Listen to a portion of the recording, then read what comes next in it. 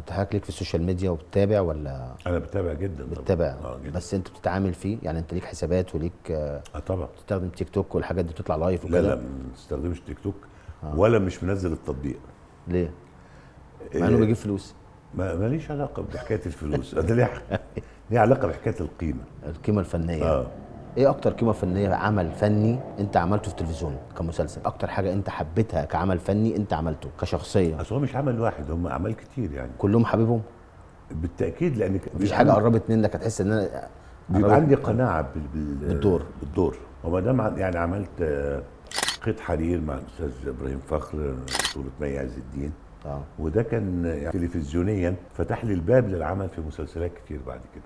والسينما؟ السينما لا مش كتير طبعا، عدد محدود من الافلام. شايف ان الانتاج الايام دي قل، المنتجين قلوا عن الاول؟ لا ما اظنش. المنتجين زادوا بس اهتمامهم بالتلفزيون اكتر من السينما.